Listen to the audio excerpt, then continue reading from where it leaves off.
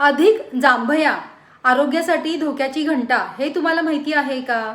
जांभई देणे म्हणजे झोप पूर्ण न होणे किंवा थकवा येणे असं आपण गृहीत धरतो, परंतु सतत जर कोणी जांभई देत असेल तर त्याचा अर्थ तसा होऊ शकत या वारंवार येणाऱ्या जांभया मेंदूपासून हृदय आणि पोटापर्यंत जाणाऱ्या वेगस मज्जातंतूशी जोडल्या जातात आणि हे एका मोठ्या आजाराचे लक्षण असू शकते असं तज्ज्ञांचं मत आहे। जांभई मेंदूला शरीर जागृत ठेवण्याच्या दृष्टीने मदत करत असते, पण एखादा जण जर सतत वारंवार जांभई देत असेल तर ते विविध आरोग्याच्या समस्या उद्भवणारं असू शकतं। जर तुम्हाला वारंवार जांभई येत असेल किंवा थकवा येत असेल किंवा श्वास घेण्यास त्रास होत असेल तर त्वरित डॉक्टरांचा सल्ला घेणे खूप महत्त्वाचं आहे। वाढत्या जांभया हे अपस्माराचे लक्षण असू शकते किंवा ते ब्रेन ट्यूमरचे सुद्धा लक्षण असू शकते।